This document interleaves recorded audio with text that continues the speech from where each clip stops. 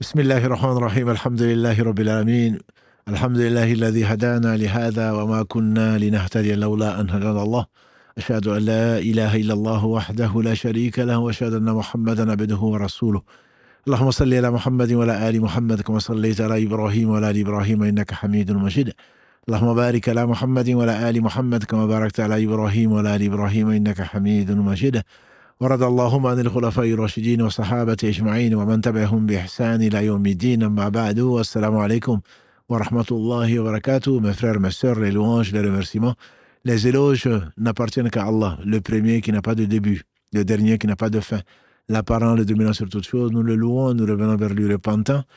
Nous demandons protection contre les conséquences de nos péchés et les tendances de l'âme. Celui qui Allah guide, nul ne saurait l'égarer. Celui qui est privé de sa guidée, nul ne saurait lui montrer le droit chemin. J'atteste qu'il est le seul digne d'adoration. J'atteste la véracité, de l'exemplarité de la prophétie de Mohammed ibn Abdillah. Qu'Allah bénisse ce prophète, sa famille, ses compagnons, tous ceux qui les auront suivis dans le droit chemin, nous fassent l'honneur d'en faire partie.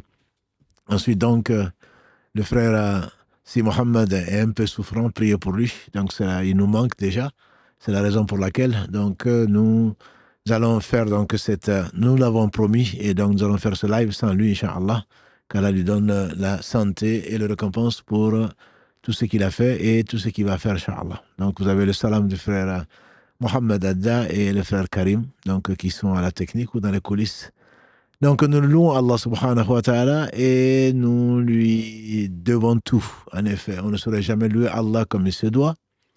Et en particulier, de nous avoir fait vivre, de nous avoir pourvu de tous ses bienfaits, surtout l'islam, la foi, et de nous avoir permis, walillahi alhamd, les auditeurs que vous êtes, et nous-mêmes, nous avons permis de vivre ce mois de Ramadan qui tire presque vers sa fin. Donc, nous sommes dans le dernier tiers à partir de ce soir. Nous recherchons avec vous et avec des millions de gens, des centaines de millions de gens, nous recherchons la meilleure des nuits de l'année. La meilleure des nuits de l'année que vous connaissez, qui s'appelle Laylatul Qadr. La nuit qu'on dit la nuit de la détermination, la nuit de la grandeur, la nuit du destin.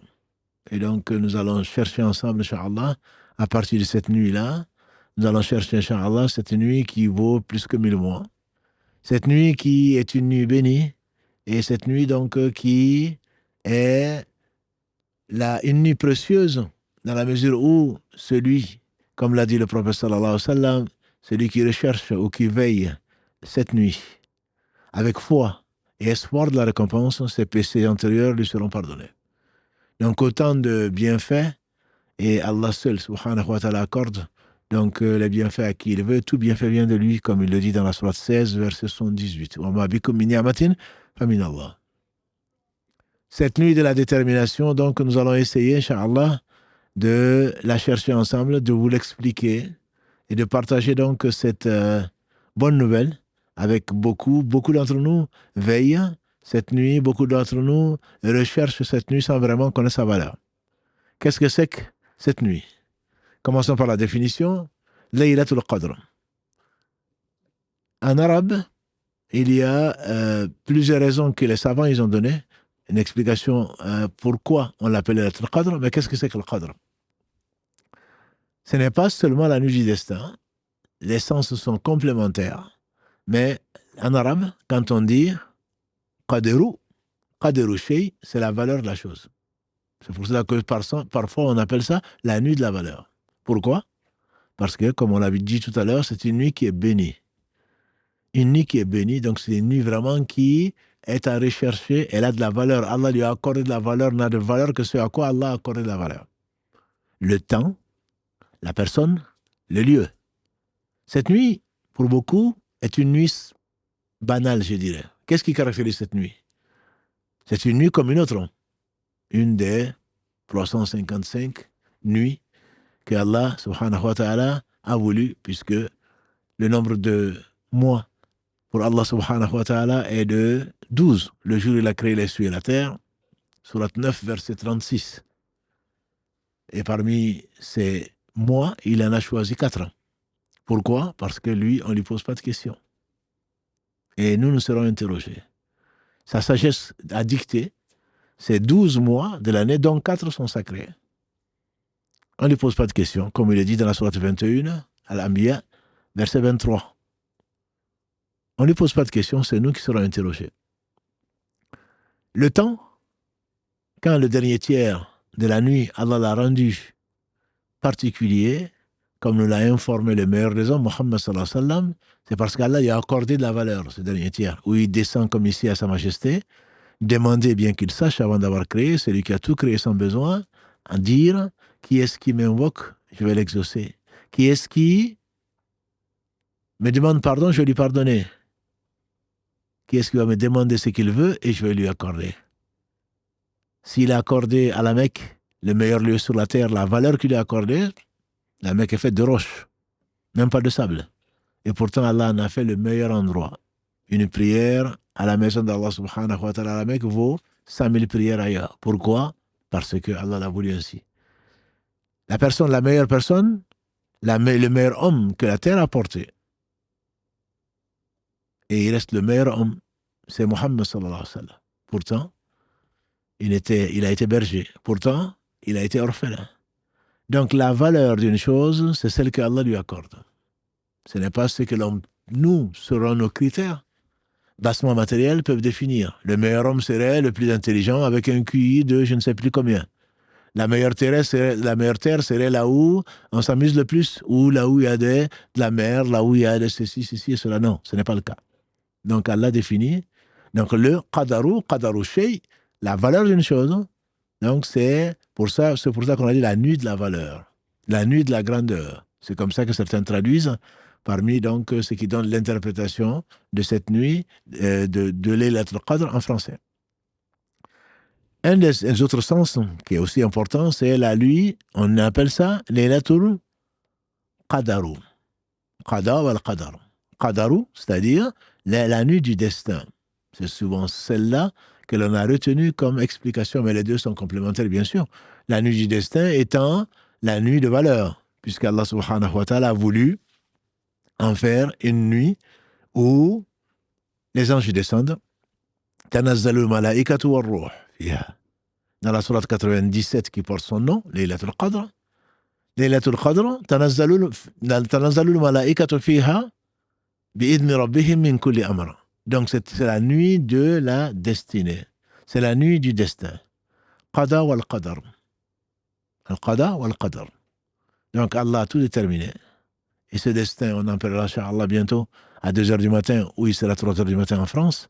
Inch'Allah, on va commencer notre live, donc, quotidien, et tous les soirs, donc, à 2h, 3h du matin, on vous annoncera, Inch'Allah, 2h, 3h du matin, après le changement d'horaire ici en France et en Europe, qui sera donc ce soir, à 2h du matin, il sera 3h, ce sera probablement vers 3h, qu'on va commencer un live, comme il y a depuis 10 ans. Nous avons pris l'habitude à la recherche justement de cette nuit qui est bénie. Donc c'est la nuit pendant laquelle les anges descendent. Bi'idhni rabbihim min kulli amr. Et qui vont descendre avec donc toutes choses. Et dans la sourate 44 à Dukhan, verset 3, Allah dit que c'est une nuit qui est bénie. Et fiha yufraqu kullu amrin hakim. Dans le verset 4, Allah dit dans cette nuit, toute œuvre sage est décidée. Donc dans cette nuit, Allah subhanahu wa ta'ala va donner aux anges ce qu'ils ne savent pas. 50 000 ans avant qu'il n'ait créé les cieux et la terre, il a prescrit, il a déterminé donc tout ce qui va arriver. Dans sa science, dans sa sagesse et dans sa miséricorde, tout ce qui va arriver, et il a dit à la plume d'écrire. La plume dit qu'est-ce que j'écris Seigneur? Allah dit écris tout ce qui va arriver jusqu'à la fin du monde. Et ça a été gardé donc dans le lawh al-mahfoud, sur la table gardée ou la table préservée. Donc le destin de toute chose y est. Le destin de toute chose y est.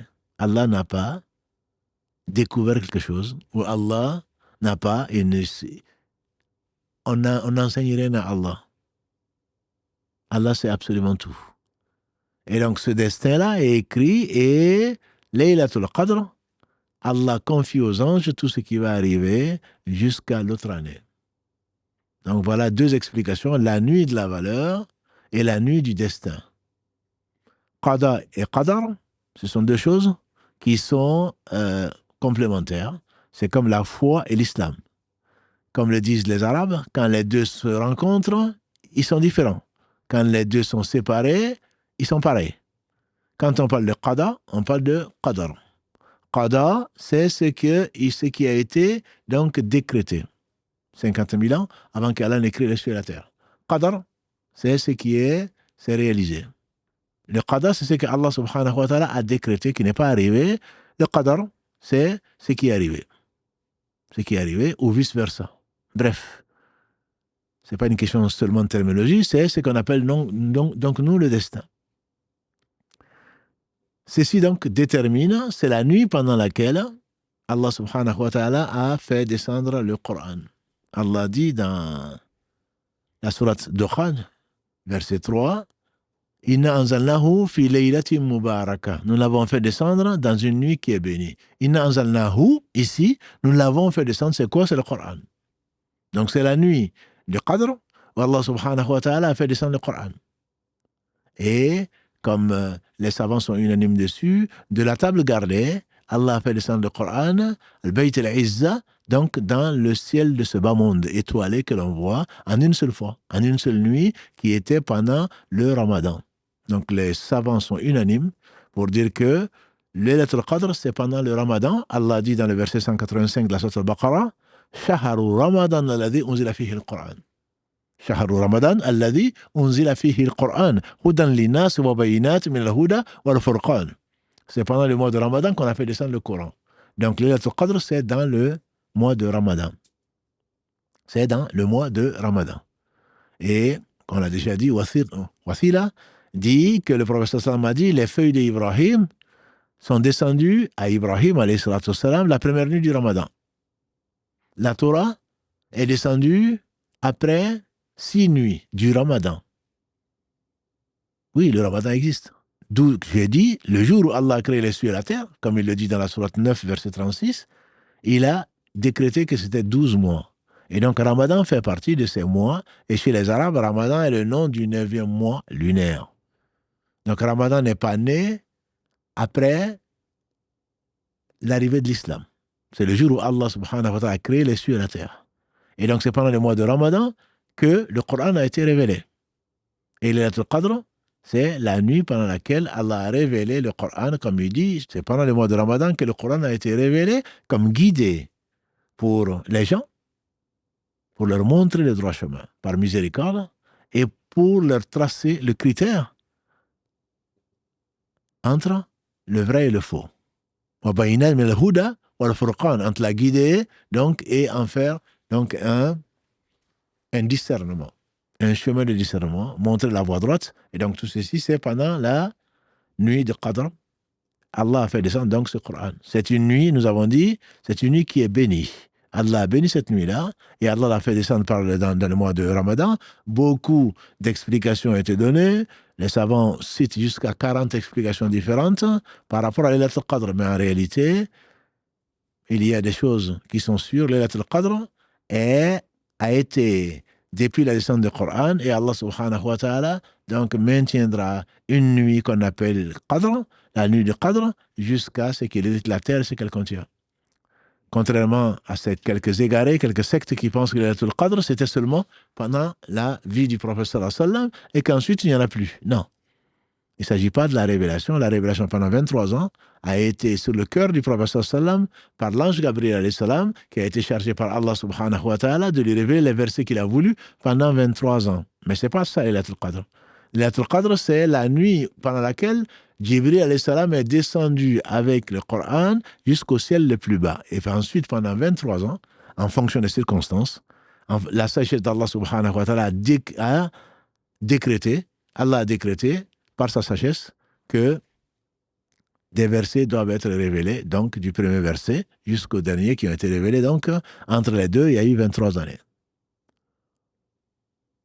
Donc, Laylatul Qadr est cette nuit pendant laquelle, une nuit qui est bénie, comme Allah le dit dans la sourate Ad-Dukhan, sourate 44, verset 3, une nuit bénie, fiha yufraqu kullu amrin hakim, toute œuvre sage y est décidée. Verset 4 de la sourate 44. Et donc, tous ces ordres-là, tout ce qui va arriver depuis ce soir, si on peut parler puisqu'on recherche la nuit, elle peut être, comme on le verra tout à l'heure, elle peut être dans la nuit impaire, et comme on le détaillera, Inch'Allah, tout à l'heure. Toute œuvre sage est décidée, et les anges descendent avec. C'est là que les anges découvrent ce que Allah subhanahu wa ta'ala a décrété, qui ne va bien sûr pas être différent de ce que subhanahu wa ta'ala il a dit à la plume d'écrire, et que la plume écrit et qui est dans la table gardée. Les anges en prennent connaissance et descendent ce soir-là, donc la nuit de Laylatul Qadr, pour très certainement, donc pour que ces choses se réalisent dans l'année, donc jusqu'à la nouvelle année, nouveau Ramadan, dernier tiers du Ramadan, et où ils vont à nouveau redescendre. J'avais dit donc que la première nuit du Ramadan, Allah subhanahu wa ta'ala a descendu les feuilles d'Ibrahim alayhi salam.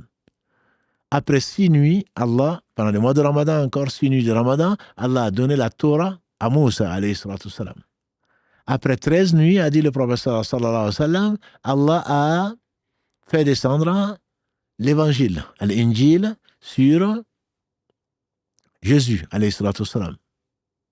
Et après 18 nuits passées, Allah a fait descendre le Zabour, les psaumes, sur Daoud alayhi salam. Et après 24 nuits, a dit le prophète sallam, Allah a fait descendre le Coran. Donc c'est pendant la nuit bénie, la nuit du Qadr, qu'Allah subhanahu wa ta'ala a fait descendre donc le Coran.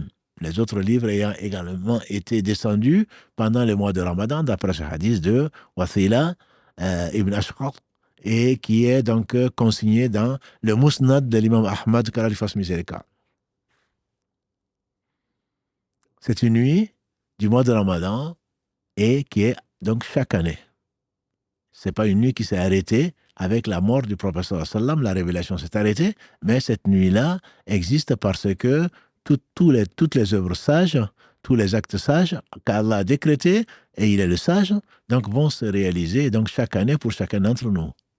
Qui va se marier, qui va mourir, qui va être malade, de quel malade, qu'est-ce que nous allons avoir, tout ceci va donc être donné aux anges, et qui à ce moment-là vont reconnaître donc ce qu'il y a dans le destin de quelqu'un. Ce n'est pas les anges qui le déterminent, c'est Allah subhanahu wa ta'ala qui le détermine. Maintenant, c'est quand Laylatul Qadr? C'est ce qui nous intéresse, n'est-ce pas? Nous sommes à la recherche. Alors, à propos de la date de Laylatul Qadr, Allah subhanahu wa ta'ala, le généreux, le miséricordieux, nous a voulu, et il veut toujours du bien, et il ne réalise que le meilleur, il a voulu cacher cette nuit. Même si beaucoup de hadiths et beaucoup de gens pensent que c'est la 27e nuit. En réalité, ce n'est pas seulement la 27e nuit, et surtout, ce qui est important, c'est que les preuves venant du hadith prouvent que le Qadr peut être la 21e nuit, qui, pour nous, et ceux qui ont commencé à jeûner lundi, c'est ce soir. Les hadiths antiques le montrent. Entre autres, le hadith de Abu Saïd al-Khudri, qu'Allah l'agrée, rapporté par les deux imams référents en matière de hadith, Al-Bukhari et Muslim, qu'Allah leur fasse miséricorde, qui disent qu'Abu Saïd al-Khudri dit que le prophète sallallahu alayhi wa sallam est sorti, donc le 20, il avait fait la retraite spirituelle, i'tikaf, ou l'isolement spirituel. Il est sorti, et là, donc le 20, et l'ange Gabriel est venu le trouver en disant, ô messager d'Allah, ce que tu cherches, c'est après. Ce que tu cherches, c'est après. Et donc, il a dit aux compagnons qui l'accompagnaient dans la retraite spirituelle, ceux qui m'avaient accompagné, rentrent avec moi, donc à nouveau dans la mosquée, puisque l'itikaf se fait dans les mosquées, comme Allah le dit dans le verset 187 de la sourate Al-Baqarah. Wa antum aakifuna fil masajid. Où donc on s'abstient de toute relation mondaine, entre guillemets, de tout rapport conjugal. On reste dans la mosquée le temps qu'Allah sait. Et le prophète sallam, donc une année, a fait tout un mois. Il cherchait le Laylatul Qadr. Les 10 premiers jours, il les a passés dans la mosquée. Quand il est sorti, on lui a appris que c'était après. Il est rentré pour du 10 au 20. Et quand il est sorti, donc dans le hadith Saïd al-Khudri, il est sorti, l'ange Gabriel lui a dit que ce qu'il cherche, c'est après. Il est rentré donc avec ses compagnons pour rechercher parce qu'ils y croyaient. Celui qui croit en Allah subhanahu wa ta'ala, qui croit au message de Muhammad sallallahu alayhi wa sallam, certainement va rechercher cette nuit-là, puisque cette nuit est meilleure que 1000 mois. Il n'en doutait pas. Donc, il a dit, on me l'a montré cette nuit. On me l'a montré, mais j'ai trouvé un tel et un tel dans une version où j'ai trouvé 2 musulmans en train de se disputer. Et on me l'a fait oublier, et c'est du bien pour vous, en effet. Si on le savait, malheureusement, comme certains pensent que c'est le 27, ils vont rester là et pas faire grand-chose ou perdre l'occasion de se rapprocher d'Allah subhanahu wa ta'ala. Et donc, ils vont attendre le 27 et Allah seul sait qui vivra jusqu'au 27 Ramadan. Et Allah seul sait s'il va accepter d'eux le 27. Et donc, c'est pour cela que les plus vaillants, les plus motivés, ceux qui savent que la vie est courte et que l'homme sera récompensé par la meilleure des œuvres, c'est la dernière. Ibn Mas'ud Kalalagré, il dit que le prophète sallallahu alayhi wa sallam a dit la formation ou la conception de l'un d'entre vous se fait en 40, puis en 40, puis en 40, donc de liquide accroché, alaq va devenir moudra, donc un morceau de chair, jusqu'à ce que, après 120 jours, Allah envoie l'ange, pour lui insuffler l'âme. Ça, c'est l'explication générale au bout de 120 jours où l'âme est insufflée au fœtus. Et Allah subhanahu wa ta'ala dicte à l'ange chargé de cela 4 choses, dont la dernière est-ce qu'il va être bienheureux ou malheureux, c'est-à-dire est-ce qu'il ira au paradis ou en enfer. Par celui qui détient l'âme de Muhammad sallallahu alayhi wa sallam, il a dit, l'homme peut faire une œuvre qui ressemble aux œuvres des gens du paradis jusqu'à ce qu'entre lui et la mort, il ne reste que très peu, le destin va se réaliser, il fera une œuvre qui va l'amener en enfer. L'homme peut faire des œuvres qui ressemblent aux œuvres des gens de l'enfer. Je pense à celui qui a tué 100 personnes. Jusqu'à ce qu'entre lui et la mort, il ne reste que très peu, le destin va se réaliser et il fera une œuvre qui va l'amener au paradis. C'est ce que cet homme qui a tué 100 personnes a fait. Et que finalement, avant même d'arriver à destination, il est mort.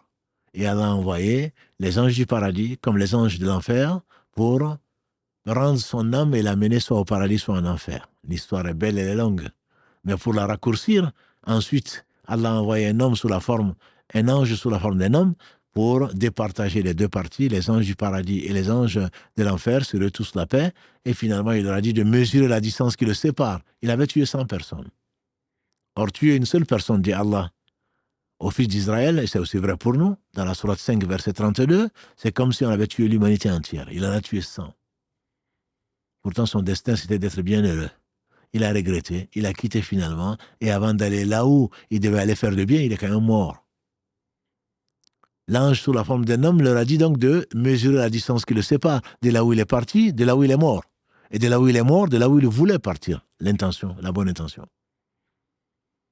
Les anges donc ont mesuré, et dans une version qui est celle que je préfère, Allah a dit à la terre d'où il est parti de s'étaler un peu plus. Et la terre de là où il voulait partir de se rapprocher un peu plus. Et c'est d'une coudée que la terre là où il voulait partir était moins grande, était plus courte. Et on l'a amené donc au paradis parce que son intention était de faire du bien, il était sincère. Donc, Ibn Mas'ud rapporte ce hadith du prophète sallam qui jure par celui qui détient son âme, c'est-à-dire Allah subhanahu wa ta'ala, que quel que soit ce que tu fais, si c'est destiné au paradis, tu iras au paradis. Tu finiras, malgré qu'il ait été un fauteur de troubles, mais Allah subhanahu wa ta'ala sait, et il est miséricordieux, ce qu'il va faire, c'est la qualité de toutes choses, puisque c'est lui qui a créé. Allah ya'lamu man khalaqa wa huwa al-latiful khabir. Est-ce qu'il va ignorer celui qui a créé? C'est lui le doux, le bien informé. Et donc, ce destin-là, il va se réaliser. Et les compagnons du prophète sallam, apprenant ça, ils disent, mais à quoi bon alors? À quoi bon, ya Rasulallah? Il dit, œuvrez. Œuvrez, celui qui est destiné au paradis, Allah va lui faciliter les œuvres du paradis. Celui qui est destiné en enfer, Allah va le laisser faire les œuvres des gens de l'enfer. Et personne d'entre nous ne rentrera au paradis si ce n'est par ses œuvres, si ce n'est par la miséricorde d'Allah subhanahu wa ta'ala. Donc, pour revenir à ce destin, Allah subhanahu wa ta'ala donc a voulu que dans ce qui va être destiné est connu de l'ange des matrices, mais pas des autres anges. Donc ce sont les quatre. Ce sont les quatre. Donc choses qu'il va inscrire. Et les autres anges ne sauront cela et tout le reste donc de l'année que dans les lettres Qadr. Donc on a dit que dans le hadith d'Abu Saïd al-Khudri, la 20e nuit, il a dit, on m'a montré la nuit, mais j'ai trouvé deux musulmans en train de se disputer. Mais je me suis vu en songe, je me suis vu en train de me prosterner dans la boue. Je me suis vu en train de me prosterner dans la boue. Et celui qui rapporte le hadith, il dit, je jure par Allah que cette nuit, il a plu. Et la pluie est passée entre les branches de palmiers, puisque ce n'était pas du dur. La mosquée du prophète sallam, c'était construit avec des briques et avec, comme toit, des branches de palmiers.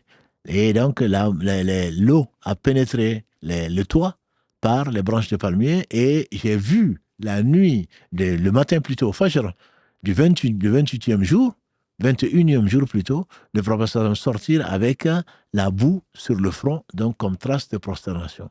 Donc cela prouve, si besoin en était, que c'était la nuit du 21. Mais le Laylatul Qadr peut également être la nuit du 22, d'après le hadith. On ne va pas arriver à détailler. Le Laylatul Qadr peut être la nuit du 23, la nuit du 24, la nuit du 25, la nuit du 27, la nuit du 29 et la dernière nuit qui peut être soit le 29, soit le 30. Donc tout ceci, il y a des hadiths qui sont authentiques qui viennent donc les confirmer ou nous montrer que tout ceci est possible. C'est la raison pour laquelle, pour rendre une longue histoire courte, c'est la raison pour laquelle les savants sont d'avis que cette nuit varie. Elle n'est pas que le 27. Elle a été le 27 certainement. Et nous avons vu que le prophète sallam a dit, dans le hadith de Wathila, qu'il a dit que le Coran a été révélé après 24 nuits. Après 24 nuits.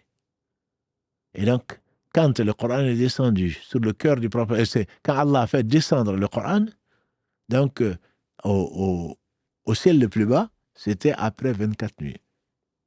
Mais pourtant, il a dit à certains, alayhi salatu salam, c'est le 22 ou le 23. À d'autres rechercher la nuit dans la nuit impaire. Ou quand il reste 9 nuits, quand il en reste 7, 5, 3, et donc cela veut dire que si la nuit, si le mois plutôt de Ramadan est 29 jours, ce serait la 21e, ce serait la 23e, la 25e, la 27e nuit. Et si le mois était pair, si le mois était de 30 jours, comme ceci est possible cette année, par exemple, pour ceux qui ont commencé lundi, ça veut dire que ce sera la 22e nuit, la 24e nuit, la 26e nuit, etc. Sans compter, donc, ceux qui ont commencé mardi, pour eux, mais c'est une seule et même nuit. Il n'y a pas deux Laylatul Qadr dans l'année. Il n'y en a pas deux. Il n'y en a pas ailleurs que dans le Ramadan. Donc, si nous recherchons dans les nuits impaires, commençons par cette nuit-là, parce qu'on a commencé à jeûner lundi, d'autres ne vont commencer à rechercher que demain. Si Laylatul Qadr donc, était demain, pour nous, ce serait la nuit du 22, alors que pour eux, ce sera la nuit du 21, Ramadan. Donc, les savants sont nos référents. Je veux parler de l'imam Malik, de l'imam Shafi'i, de l'imam Ahmed, dont nous avons parlé les samedis avant Ramadan, de leur vie merveilleuse et qu'Allah leur accorde le meilleur, sont d'avis que la nuit varie en fonction des années. Ça peut être le 21, la nuit du 21, comme ce soir, pour ceux qui ont commencé à jeûner lundi. Ça peut être la nuit du 22, du 23, du 24, du 25, du 27, du 29 ou du 30 si Allah a voulu que les nuages nous aient cachés et qu'on n'a pas vu la nuit du 29, on n'a pas pu voir le croissant donc de Shawwal. Donc il n'y a pas, on ne peut pas dire que le Qadr c'est le 27 comme certains disent, mais beaucoup penchent pour le 27 et Allah seul sait C'est quelle nuit? Comme l'a dit le prophète sallam, on me l'a caché, c'est du bien pour vous. Recherchez là-dedans. Donc nous faisons partie des gens qui l'écoutent, qui essaient de le suivre et donc qui vont, Inch'Allah, rechercher dans toutes les nuits. Donc impair pour les uns et pour les autres, nous avons décidé de les chercher dans toutes les nuits parce que la nuit paire peut être impair ailleurs et Allah seul sait. Ceux qui ont affirmé qu'ils ont vu le croissant, est-ce que c'est le croissant qu'ils ont vu autre chose ou ceux qui ont été retardés et est-ce que c'est eux qui ont raison? Allahu Alam. Dans tous les cas, c'est la dernière donc décade. Il ne reste que 9 au maximum 10 nuits si nous comptons celle dans laquelle nous sommes pour pouvoir arriver donc à trouver, Inch'Allah, cette nuit-là. Donc, la nuit du destin, la nuit de l'Qadr, la nuit de la valeur, la nuit de la détermination, donc n'est pas une nuit fixe selon la majorité des savants, ou comme diraient les savants, c'est l'avis le plus juste. Certains ont pensé que c'était une nuit particulière, mais Allahu Alam. Dans tous les cas, celui qui sait la valeur de cette nuit-là va la rechercher dans les 10 nuits, dans les 9 autres nuits à venir, plus celle, bien entendu, que Allah nous fait vivre. Hein, si Allah subhanahu wa ta'ala veut que l'on vive jusqu'à la fin du mois de Ramadan. La valeur donc de cette nuit est énorme. Elle est énorme, en commençant par ce que Allah subhanahu wa ta'ala dit, Laylatul Qadr, khayrun min alfi shahr. Inna anzalnahu fi Laylatul Qadr, wa ma adraka ma Laylatul Qadr, dans le verset 3, Allah dit, la nuit du destin, du Qadr, est meilleure que 1000 mois. 1000 mois, ça fait 83 années, donc d'adoration. Une adoration faite dans la nuit du Qadr est comptée comme une adoration, comme si on avait adoré Allah 83 années. Ô toi qui as été négligent. Nous avons rappelé que celui qui vit 60 ans, et le prophète sallam a dit, ma communauté, l'âge moyen de ma communauté est entre 60 et 70 ans. Mais rares sont ceux qui vont atteindre 70 ans. Ça ne veut pas dire qu'il n'y en a pas qui ont eu 100 ans. Mais c'est l'exception. Rares sont ceux qui vont atteindre ou dépasser les 70 ans. Lui-même, alayhi salatu wassalam, Allah lui a donné le choix. Ensuite, il l'a rappelé à 63 ans. On dit qu'Abou Bakr, il a été rappelé également à 303 ans. Le meilleur homme après le prophète, alayhi salatu wassalam. Donc, toi qui as perdu ton temps, toi qui as perdu tant de temps, et on a tous perdu du temps, toi qui as passé 20 ans à 60 ans à dormir, soit 20 ans à dormir, toi qui as passé ton adolescence jusqu'à 15 ans à ne pas faire grand-chose, il te reste que 23 ans, on dit, à peu près, à 60 ans, à exploiter. Et si pendant ces 23 ans, tu n'as pas fait grand-chose, comme beaucoup d'entre nous, alors certainement l'occasion t'est offerte. Tu n'auras pas d'excuses devant Allah. Allah te donne chaque année, et notamment parlant de cette année-là, parce qu'il se peut que tu ne vois pas l'an prochain. Allah te donne cette année l'occasion de pouvoir te racheter, entre guillemets, pour une nuit d'adoration, de bénéficier de 83 ans d'adoration. Et cette nuit, Laylatul Qadr, est spécifique de la communauté de Muhammad sallallahu alayhi wa sallam. Puisque Allah dit, Shahrul Ramadan, Allah dit, unzila fihi al-Qur'an. C'est pendant le mois de Ramadan qu'Allah a révélé le Coran. Par conséquent, les autres communautés, ils ont reçu leur livre, on a dit, la première nuit pour Ibrahim, 6e après 6 nuits pour Moussa alayhi salatu salam, et Isa alayhi salatu salam après 13 nuits, après 18 nuits pour le Zabour, pour Daoud alayhi salatu salam, mais ce n'était pas le dernier tiers du Ramadan, et comme on le sait, Allah subhanahu wa ta'ala est généreux et il a mis le salaire à la fin du mois. À la fin du mois de Ramadan, bien sûr. Le prophète alayhi salatu wassalam, il a dit, pour exemplifier cette notion qui est si importante, il a dit que notre exemple par rapport aux autres communautés qui nous ont précédés, c'est comme quelqu'un qui a engagé des ouvriers, des employés, en leur disant travaillez et je vous donne un salaire précis. Les fils d'Israël ont travaillé jusqu'à midi. Ils ont dit on est fatigué. Allah leur a donné un salaire complet. Ensuite, ceux qui devraient suivre Jésus parmi les fils d'Israël ont travaillé jusqu'au Asr. Et ils ont dit on est fatigué. Allah leur a donné un salaire complet. Nous sommes venus après le Asr, on a travaillé entre le Asr et le Maghrib et Allah nous a donné double salaire. Et les deux communautés d'avant nous ont dit mais ils ont travaillé moins que nous et ils ont le double. Allah leur a dit, est-ce que j'ai été injuste avec vous? Une partie a travaillé la moitié de la journée, je leur ai donné le plein salaire. Une autre a travaillé comme eux, entre le Dohr et l'Asr, je leur ai donné plein salaire. Eux, je leur ai donné le double.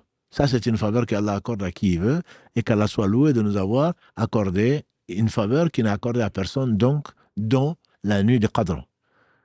Donc, toi qui as fait des péchés et des péchés, la nuit de Qadr, le prophète sallam a dit, celui qui veille, la nuit de Qadr, avec foi et espoir de la récompense, tous ses péchés lui seront pardonnés. Toi qui as rempli le ciel, l'espace entre le ciel et la terre de péché, toi qui n'as pas cessé de pécher sans revenir repentant vers ton Seigneur, voilà une occasion dans les 9 jours à venir ou dans les 10 jours à venir pour te racheter. Mais qu'est-ce qu'il a précisé, alayhi salatu wassalam? Celui qui veille la nuit de Qadr avec foi. C'est-à-dire, il ne s'agit pas de veiller en ne croyant pas que ceci va arriver, en ne croyant pas que Allah seul mérite l'adoration, en ne croyant pas que Mohammed sallallahu alayhi wa sallam est le porteur de la dernière des révélations, qui reste l'islam, comme la religion de tous les prophètes alayhi salatu wassalam. En réalité, c'est la religion d'Allah subhanahu wa ta'ala, comme il est dit dans la surah 3, verset 19. Inna dina indallahi l'islam. C'est-à-dire qui croit que Allah seul mérite l'adoration, qui croit que la mission de Mohammed sallallahu alayhi wa sallam vient compléter, corriger et confirmer la mission de tous ces prophètes frères. Celui-là, il est inclus dans cette récompense-là. Et avec espoir de la récompense. Beaucoup jeûnent, beaucoup cherchent la nuit du destin par tradition. Certains croient que quand on mange beaucoup, on ne va pas mourir, ce qui n'a absolument aucun sens. Peut-être que leur mort a été déjà est entre les mains des anges qui sont déjà descendus ce soir ou qui vont descendre beaucoup, et bientôt. Et donc, ceci n'a pas de sens, c'est espoir de la récompense. La récompense, c'est quoi? C'est le pardon des péchés. Allah a promis, et sa promesse est vraie, celui qui veille les lettres Qadr, tous ses péchés antérieurs seront pardonnés. De quel péché s'agit-il? De quel péché s'agit-il? En sculptant les textes, on se rend compte que c'est les péchés véniels. Les péchés véniels. C'est-à-dire les péchés mineurs, comme on peut l'appeler ainsi, bien que, comme le disait quelqu'un d'autre, ne voit pas la petitesse du péché, voit plutôt la grandeur de celui à qui tu as désobéi. Les péchés véniels, c'est lesquels? C'est ceux que Allah subhanahu wa ta'ala n'a pas exigé, donc un repentir complet, à savoir les grands péchés. C'est ce pourquoi Allah subhanahu wa ta'ala a menacé les auteurs de ces péchés, soit de l'enfer, soit de sa colère, soit de la malédiction, soit des châtiments ici-bas ou dans l'au-delà. C'est l'explication générale que donnent les savants. D'autres disent que c'est le droit de quelqu'un d'autre. Tous ces péchés-là ne sont pas contenus. Pourquoi? Parce que le prophète sallam a dit, de la prière à la prière, du ramadan au ramadan, d'une umrah à une autre, d'un vendredi à un autre, Allah pardonne les péchés si les grands péchés ont été évités. Donc ça veut dire que si de ramadan à ramadan, Allah pardonne les péchés, la prière d'une prière à une autre, d'une umrah à une autre, ça veut dire que ce ne sont pas les grands péchés ou les péchés majeurs. Ceux-là ne sont pas considérés et exigent les conditions du repentir. Donc le fait d'arrêter immédiatement le péché, de regretter sincèrement, et Allah sait qui est sincère ou pas, de décider à ne plus jamais le refaire, et Ibn Qayyim aurait dit de prendre le droit chemin. Donc celui qui fait cela, ses péchés, ramadan ou en dehors du ramadan, hajj ou pas hajj, très certainement, si ce sont des péchés entre lui et son Seigneur, Allah les pardonne, si vraiment il est sincère, il a pris le droit chemin, c'est la al-mustaqim. Donc ces péchés seront pardonnés. Et Allah seul sait combien on a couvert la terre de perversion et de péché. Allah dit, comme vous le savez, dans la sourate 35, Fatir, verset 45, le dernier des versets de cette sourate, Allah dit, si Allah s'en prenait aux gens pour leurs péchés ou pour leur injustice, et toute injustice est péché, si Allah s'en prenait aux gens pour ce qu'ils ont fait, il n'aurait pas laissé sur la terre un seul être vivant. Pas seulement les hommes, pas seulement les djinns, aucun être vivant. Donc nos péchés sont innombrables. Allah seul en sait le nombre. Et il dit également, subhanahu wa ta'ala, dans la sourate 16, Nahl. Allah dit dans la sourate 16, verset 61, si Allah s'en prenait aux gens pour ce qu'ils ont fait, il n'aurait pas laissé sur la terre un seul être vivant. Donc nos péchés sont innombrables. Et comme a dit le prophète sallallahu alayhi wa sallam, oh vous les gens, Toubu ila Allahi wastaghfiru, demandez pardon à Allah, donc, et revenez repentant. Il a dit quand le fils d'Adam fait un péché, il n'a pas dit un grand péché. Quand il commet un péché, un point noir vient s'inscrire sur son cœur. Il demande pardon, le point noir s'efface. Il ne demande pas pardon, péché sur péché, au point que son cœur va devenir rouillé. Il dit, c'est à cela que fait allusion le verset d'Allah subhanahu wa ta'ala dans la sourate 83, Al-Muttafifin, Kalla bal rana ala qulubihim ma kanu yaksiboun. Oh certes oui, leur cœur a été rouillé par rapport, dû au fait de leur péché ou de ce qu'ils ont fait. Donc celui qui jeûne, celui qui veille le mois de Ramadan,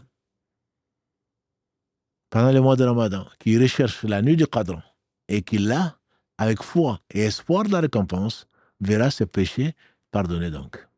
Cette nuit est également particulière. Pourquoi? Parce que les anges descendent. Quand les anges descendent, il ne s'agit pas de... Allah n'a pas envoyé les anges pour détruire Sodome ou détruire d'autres peuples, mais il en a envoyé 3 dans le cas de Sodome et d'autres. Mais là, les anges descendent. La descente des anges est une bénédiction. Allah dit, Nazalnahu fi laylatin mubaraka. On l'a fait descendre dans une nuit qui est bénie. Donc, ce n'est pas pour le châtiment, au contraire, les anges descendent des peuples. Abu Huraira Kalalagré, dans le hadith du prophète sallam, il dit, les anges descendent. Laylatul Qadr, dans ce hadith, il dit, c'est soit le 27, soit le 29, cette année-là, on dira, et les anges descendent. Dans la nuit du Qadr, ils sont plus nombreux que les cailloux sur la terre. Donc, c'est un signe de bénédiction. Et Allah dit, Salamun hiya hatta matla'i al-fajr. Il y a le salam jusqu'au matin. Le salam en arabe, c'est le salut, c'est la paix, c'est l'exemption également. Salam ana. Yawma la yanfa'u malun wala banun illa man ata Allah biqalbin salim. Donc, salam ici, c'est le fait d'être exempt d'association et d'être exempt de mal. Cette nuit-là, dit le Cheikh Saadi, qu'Allah fasse miséricorde, il n'y a pas de mal. Allah empêche le mal. Et donc, il reste quand? Jusqu'au Fajr. Ça fait partie également des bénédictions donc, de cette nuit qu'Allah subhanahu wa ta'ala n'a accordé à aucune autre nuit qui est la meilleure des nuits, donc qui est la nuit du Qadr. Beaucoup de choses peuvent être encore dites. Pour aller vite, comment est-ce qu'on va chercher donc cette nuit-là? On va la chercher comme nous sommes en train de la chercher et on demande à Allah subhanahu wa ta'ala de nous l'accorder. Et de nous accorder donc une adoration ou les actes d'adoration qu'il aime. Quelle est l'attitude du prophète sallam? Parce que c'est là où on prend ce qu'Allah aime. Le prophète alayhi salatu salam, notre mère Aïcha Kalalagré, disait que le prophète sallam, quand les 10 dernières nuits arrivaient, il redoublait d'efforts. Déjà, il était, bien entendu, consacré. Allah dit à son prophète sallam, dis-leur, ya Muhammad, ma prière, mes actes de dévotion, ma vie et ma mort appartiennent à Allah. Donc le prophète sallam était avoué, était l'exemple type du serviteur, modèle. Tout ce qu'il faisait, c'était pour Allah. Mais quand le mois de Ramadan arrivait, quand la nuit, quand il la recherchait, il se retirait. Il faisait l'atikaf. C'est-à-dire, il rentrait dans la mosquée, il n'en sortait que pour besoin. Que pour besoin, pas pour les affaires mondaines. Il abandonnait tout. Et donc, il continuait son adoration subhanahu wa ta'ala, son adoration d'Allah subhanahu wa ta'ala. Et c'est pour cela peut-être que les savants disent que le ramadan est partagé en 3 parties. Le ramadan, donc, où le jeûne du commun des mortels comme nous, se priver du manger, du boire, des relations conjugales du lever de l'aube au coucher du soleil. Et ce qui peut rompre le jeûne, comme, par exemple, le vomissement volontaire, etc.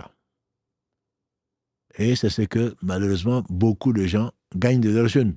Et le prophète sallam a dit, certains ne gagnent de leur jeûne que la faim et la soif. Parce qu'ils n'ont pas vraiment observé c'est qu'il fallait faire le ramadan ou le jeûne de l'élite. Qu'Allah nous compte parmi celle-là, c'est le jeûne de la bouche.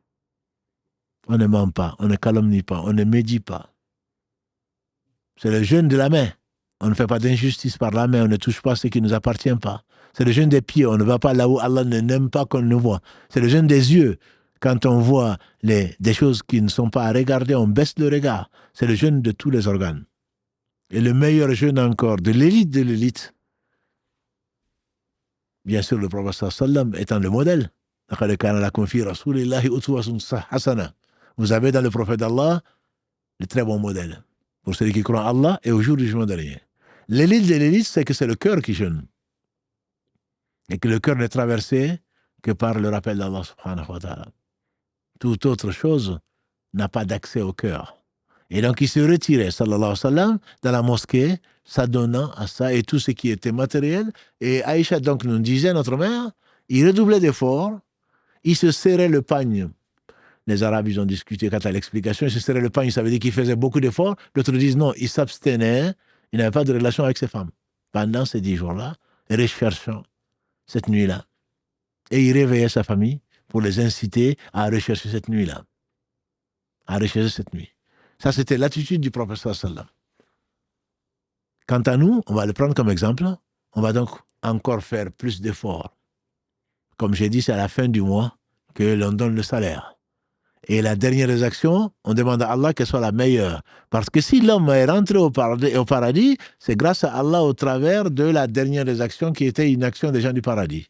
Si l'homme rentre en enfer, c'est par justice d'Allah, c'est à cause du fait que sa dernière action a été une action des gens de l'enfer, qu'Allah nous en préserve. Donc c'est pour cela qu'il ne faut pas perdre de temps. Il faudrait s'évertuer. Mon grand-père a fait le Hajj, mon père a fait ceci, c'est pas ça le problème. Le problème, c'est que quand est-ce que tu as rencontré l'ange de la mort? Si tu es destiné au paradis, tu vas faire une œuvre des gens du paradis et tu vas y rentrer. Si tu es destiné à l'enfer, malgré les apparences que tu avais des gens du paradis, en réalité, Allah sait que ton fond était mauvais et que tu étais hypocrite. Allah montrera à chacun, aux autres plutôt, que tu n'étais pas sincère. C'est la raison pour laquelle il a créé la mort et la vie. Allah est juste.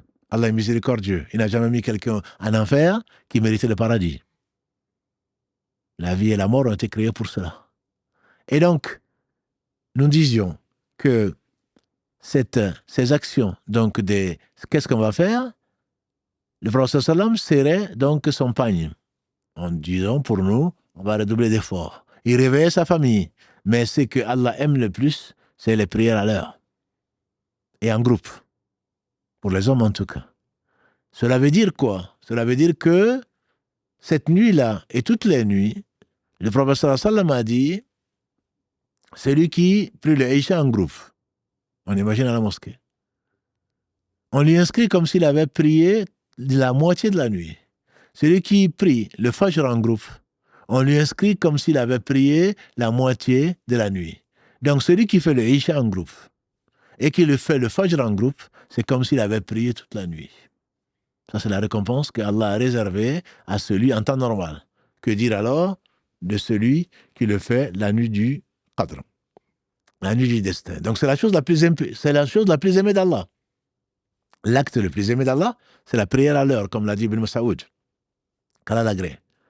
De surcroît, quand il va prier en groupe, on sait qu'Allah va multiplier de 25 à 27 fois, selon le hadith de Ibn Omar ou d'Abu Huraira, de 25 à 27 fois, sa récompense en groupe, sans compter tout le reste. Donc même si, imaginons quelqu'un qui a fait l'Isha en groupe, et qui n'a pas prié après, et ensuite, qui est parti dormir, il est revenu pour le Fajr, c'est comme s'il avait prié toute la nuit. 83 ans d'adoration, même s'il n'a pas fait autre chose. Parce que Abu Huraira a rapporté du prophète sallam que notre Seigneur subhanahu wa ta'ala, dans ce qui a été rapporté par l'imam al-Bukhari, dit, je déclare la guerre à celui qui se fait l'ennemi de l'un de mes amis, l'un de mes alliés. Mon serviteur ne se rapproche de moi par rien qui m'est plus agréable par le fait qu'il fasse ce que je lui ai ordonné. Et la prière, bien entendu, fait partie de ces choses-là. On ne peut pas se rapprocher d'Allah par les œuvres surrogatoires. Le tarawih et tout le reste, ça vient après. c'est le fait de faire ce qu'Allah aime, et Allah aime la prière à l'heure et en groupe. Donc, ce qu'Allah a rendu obligatoire, c'est ce qu'il faut faire. Et donc, le mieux pour nous, c'est de pouvoir faire le Isha et le Fajr en groupe. Si on peut faire le reste, c'est encore mieux. Mais au moins la nuit, on aura gagné toute la nuit en faisant le Isha et le Fajr en groupe. Et ensuite, ce qui plaît à Allah subhanahu wa ta'ala, qui n'a besoin de rien, c'est les prières surrogatoires. Les rawatib de la nuit. 2 rakas après le Maghrib. 2 rakas après l'Isha. Mais le prophète sallam priait 11 à 13 rakas dans la nuit, en finissant donc par le 8. Et donc, prier la nuit, c'est ce qu'on appelle le tarawih, puisque c'est pendant le ramadan, prier la nuit est très, très conseillé. Ce n'est pas une obligation, comme on me le demandait aujourd'hui, mais c'est quelque chose de très conseillé. Le prophète sallallahu alayhi wa sallam, en ramadan ou en dehors du ramadan, il priait toutes les nuits. Quand il était malade, même il rattrapait ça, donc dans la journée avant le dohr. Même s'il devait prier assis, il priait quand même. Que dire alors pendant le mois de Ramadan? Nous qui ne prions 11 rakas ou 13 que pendant le Ramadan, et ce n'est pas comparable bien sûr à la prière du prophète sallallahu alayhi wa sallam. Et donc les prières surrogatoires sont, dont les rawatib que faisait le prophète sallallahu alayhi wa sallam, donc sont plus que conseillées. Le tarawih est très conseillé, que ce soit en groupe ou que l'on le prie seul. Le prophète sallallahu alayhi wa sallam l'a prié seul, sauf quelques exceptions pour rendre légal la pratique de Omar ibn Khattab qui a donné le tarawih, qui est une sunna. Donc, comme on peut le savoir, comme les gens de science le disent tous à l'unanimité. En dehors de ça, ce qui est également conseillé, c'est le dua, c'est les invocations. C'est les invocations, comme le prophète sallallahu alayhi wa sallam a dit, ad-du'a huwa al-ibada. Ad-du'a huwa al-ibada. En réalité, si tu veux connaître l'adoration, c'est l'invocation. Si tu invoques Allah, c'est que tu crois en lui. Si tu invoques Allah, c'est que tu sais que ton Seigneur, il entend. Si tu invoques Allah, c'est que tu sais que ton Seigneur, il est riche. Si tu invoques Allah, c'est que tu sais que son Seigneur, il est généreux, etc., etc. Donc, invoquer Allah, c'est croire en lui. C'est l'une des meilleures œuvres à faire comme adoration. Et Allah subhanahu wa ta'ala aime cela. D'ailleurs, notre mère Aïcha, qu'elle a l'agré, elle a dit à son mari, le prophète sallallahu alayhi wa sallam, vois-tu, si Allah me fait la faveur de voir les lettres Qadr, qu'est-ce que tu me conseilles comme invocation? Il dit, Allahumma innaka afoun tuhibbul afwa fa'fu anni. Oh Allah, tu es celui qui efface les péchés. Tu aimes effacer les péchés, efface-moi les péchés. Allahumma innaka afoun tuhibbul afwa fa'fu anna. Et donc voilà, une invocation, c'est pas la seule, bien sûr. On peut demander à Allah jusqu'au lacet de ses chaussures, une femme pieuse, un homme pieux, une progéniture. Et si c'est dans ton bien, certainement Allah va te répondre. وَقَالَ رَبُّكُمُ ادْعُونِي أَسْتَجِبُ لَكُمْ. Le verset 60 de la sourate 40. Ghafir, le pardonneur. Allah, et votre Seigneur a dit, invoquez-moi, je vous répondrai. La promesse d'Allah est vraie. Surtout, en particulier cette nuit-là. Le dernier tiers de la nuit, ou pas. Mais, en particulier, Allah dit ceux qui s'enflent d'orgueil, qui refusent de l'invoquer, il va les humilier dans l'enfer. Donc, il faut invoquer Allah autant que l'on peut. Et ensuite, on va le laisser général. C'est tout ce qui Allah aime et agrée. Donc, comme adoration. Ça peut être le live, ça peut être lire le Coran, puisque c'est le Coran, les lettres Qadr. C'est pendant le mois de la nuit du Qadr qu'Allah a révélé le Coran. Donc, bien entendu, lire le Coran, sa parole incréée, fait partie des meilleures œuvres. Donc, être généreux, donner à la mosquée, nourrir le pauvre, nourrir l'orphelin, s'occuper de sa famille, serrer les liens de parenté, tout ceci, bien entendu, ça fait partie des très bonnes œuvres. Et par conséquent, toute œuvre de bien, que ce soit un live, que ce soit un cours, que ce soit l'excellence vis-à-vis de ses pères et mères, que ce soit nourrir, donc aider un besogneux, tout ceci fait partie donc des choses qui sont très très recommandées la nuit du Qadr. Et qu'Allah subhanahu wa ta'ala nous accorde la vision donc de cette nuit et nous récompense par donc une adoration meilleure que celle de 1000 mois. D'ailleurs, 1000 mois, disent certains savants, ce n'est pas l'avis majoritaire, mais ils disent que c'est les Arabes.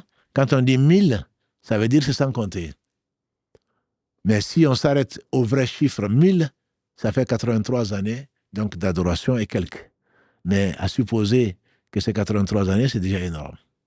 N'eût été la miséricorde d'Allah subhanahu wa ta'ala, très certainement cette communauté n'aurait pas été celle qu'elle est, c'est-à-dire la meilleure communauté, comme l'a dit Allah dans le verset 110 de la sourate 3, « Kuntum khayra ummatin ukhrijat linas » Les conditions sont quoi? Ta'muru bil ma'ruf, ta'muruna bil ma'ruf, vous ordonnez le convenable, wa tanhawna anil munkar, et vous interdisez le blâmable, wa tu'minuna billah, et vous donc croyez en Allah subhanahu wa ta'ala. Voilà donc un peu le tour en 1 heure à peu près de ce que nous pouvions dire dans la recherche donc de la nuit, et ce qui peut être la dernière nuit du Ramadan, comme ça peut être la 21e nuit dans laquelle nous sommes, comme ça peut être, nous avons dit, la 22e, la 23e, la 24e, la 25e, la 27e, qui est la plus citée, la 29e. Et donc, ne pensons pas que l'année dernière, j'ai eu un rêve. Comment est-ce qu'on reconnaît, pour terminer, la nuit? Comment on reconnaît la nuit du Qadr? Est-ce que j'ai vu, est-ce que j'ai pas vu? Beaucoup de spéculations. Le prophète sallam a dit que la nuit du Qadr, le lendemain, plutôt le matin, le soleil se lève un peu voilé, sans beaucoup d'éclat. Sans beaucoup d'éclat. Et la nuit, elle est tiède, ou elle n'est ni froide ni chaude. Bien sûr, cela dépend de là où tu es. C'est pas si c'est le pôle Nord ou c'est le pôle Sud. Ce n'est pas en hiver ou en été, bien entendu, ça change. Mais c'est comme ça qu'il a décrit. Donc, les signes sont généraux, mais l'essentiel, c'est qu'on ait essayé. Certains, Allah leur a montré la nuit en rêve. Les compagnons du prophète sallam sont venus lui raconter leurs rêves. Et il a dit, je vois que vos rêves coïncident avec la dernière décade du Ramadan. Cherchez-la dans la nuit impaire, cherchez-la donc dans tout ce qui est impair. Et c'est comme ça que nous avons appris que les nuits impaires sont particulièrement indiquées pour rechercher cette nuit-là. Mais Allah subhanahu wa ta'ala accorde ce qu'il veut à qui il veut, et ce qu'il faut retenir, mes frères et sœurs, c'est pas parce que tu n'as pas fait un rêve. Celui qui recherche une chose, Allah la lui accorde même s'il ne l'a pas eu. Ne vois-tu pas que celui qui aime Allah sera avec les gens qui aiment Allah. Celui qui aime les gens, comme les savants, comme les prophètes, c'est les meilleurs des hommes, comme les savants, etc., ira avec les gens qu'il aime. Et donc le fait d'aimer Allah, d'aimer ses ordres, d'aimer voir ou trouver cette nuit-là, il se peut que cela te suffise, en faisant des efforts bien sûr, il se peut que cela te suffise pour arriver, alhamdulillah, au résultat que tu cherches, c'est-à-dire le pardon de tous tes péchés, te rapprocher d'Allah subhanahu wa ta'ala, et qu'Allah subhanahu wa ta'ala accepte le peu qu'on a fait et nous incite et nous assiste dans son évocation et dans son remerciement, et qu'il nous assiste dans la perfection, dans son adoration, subhanahu wa ta'ala. On s'arrêtera là donc, Inch'Allah, pour prendre quelques questions, en rapport, encore une fois, en rapport avec le sujet, qu'en rapport avec le sujet. Donc, je passe la parole, Inch'Allah, à Mohamed Adda pour se faire le porte-parole de nos chères auditrices et auditeurs. Oui, salam alaikum, Cheikh, barakallahu fik pour ce partage. Salam alaikum à toutes et à tous. Alhamdulillah, ce soir, vous êtes extrêmement nombreux. Vous êtes pratiquement plus de 2600 entre les 3 réseaux. Et encore, je n'ai pas la vue sur TikTok. Mais alhamdulillah, vous êtes très nombreux. Barakallahu fikum pour votre confiance. Et barakallahu fikum également pour les nombreux messages positifs que vous nous envoyez, les nombreux doigts. Alhamdulillah, ça nous fait vraiment plaisir et ça nous donne beaucoup de force et de courage pour continuer à essayer de vous offrir le meilleur, Inch'Allah. Et alhamdulillah, Cheikh, il y a effectivement beaucoup de questions, comme tu peux l'imaginer, vu qu'il y a énormément de monde présent ce soir, notamment sur le sujet. Et comme disait Cheikh, effectivement, quand on va vous donner la parole via les appels téléphoniques, bien évidemment, on ne prendra que les questions qui sont sur le sujet de ce soir. Donc, si vous avez des questions autres, réservez-les pour lundi, Inch'Allah. Avant de prendre les premiers appels, Cheikh, donc j'ai relevé toutes les questions que j'ai pu, enfin un maximum, il y a un certain nombre, je ne peux pas tous les relever, je m'excuse déjà par avance par rapport à nos auditeurs qui ont envoyé pas mal de questions, et comme je disais, vous êtes nombreux, donc ça diffuse, enfin les questions fusent assez rapidement, donc pas facile de les noter non plus. Donc les questions ont déjà commencé depuis ce matin.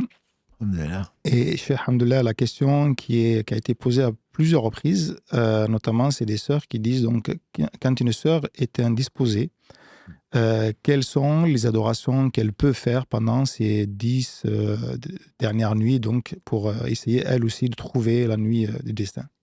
Alhamdulillah, c'est une chance pour elle et en même temps une épreuve, bien entendu, parce qu'elle doit obéir à Allah subhanahu wa ta'ala tout en l'aimant et en ne regrettant pas, parce qu'il y en a qui dépriment presque. Ah, mais moi, Laylatul Qadr, je veux l'avoir, comme si c'est les œuvres qui vont assurer ça. Non, c'est la bénédiction d'Allah subhanahu wa ta'ala. Si Allah t'a éprouvé, ma soeur, c'est pour ton bien. Il t'a donné ce qu'il n'a pas donné aux hommes et Allah va te récompenser pleinement. Donc, de ce qu'on a dit tout à l'heure, il y a beaucoup de choses à faire. Puisque tu ne peux pas prier, et si tu priais d'habitude, pendant le ramadan, tu faisais tes qiyamul layl, etc., ça te sera compté comme si tu avais prié. Donc, notre Seigneur est généreux. Ça, c'est la première chose. Il faut le connaître pour l'aimer. Ensuite, de ce qu'on a dit également, il y a beaucoup de choses à faire. Tu peux lire les tafassirs, tu peux lire donc l'explication de sa parole donnée dans la langue que tu comprends, qu'elle soit en arabe, ou que ce soit en français, ou que ce soit dans une autre langue. Tu peux lire les hadiths en rapport avec le sujet ou pas en rapport avec le sujet. Tout va être compté comme adoration. Tu peux écouter ce live, c'est ce que tu es en train de faire peut-être. Tu peux également faire du bien à ta famille, à ton mari, à tes enfants, à tes parents. Tu peux donner le peu que Allah t'a confié pour peu de temps à des nécessiteux. Voilà, donc tout ça sont des choses qui vont compter chez Allah comme adoration, et si Allah te le multiplie par le facteur que lui seul sait, de 10 à 700 fois dans une nuit, donc qui vaut mieux que 1000 mois, très certainement tu sortiras là gagnante. Moi, le message que je veux faire passer, c'est que faut pas être regretté d'être une femme.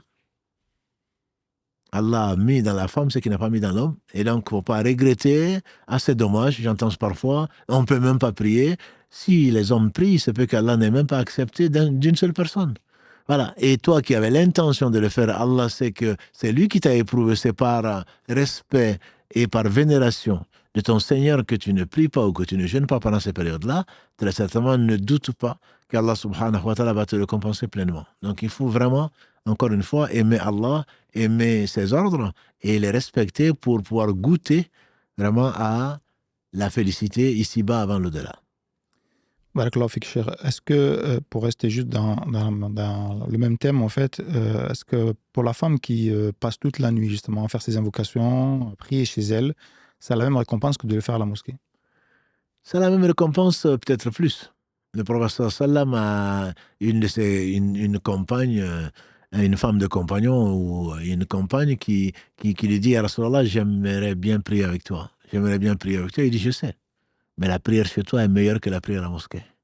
Et donc, ce que tu fais, Allah sait pourquoi tu le fais. Et par conséquent, je n'ai pas de doute pour dire que ce que tu vas faire chez toi, par pudeur, par amour pour Allah subhanahu wa ta'ala, par priorité que tu as accordée à ce à quoi Allah accorde priorité, très, très certainement, tu peux même être encore plus récompensé que de suivre tes passions.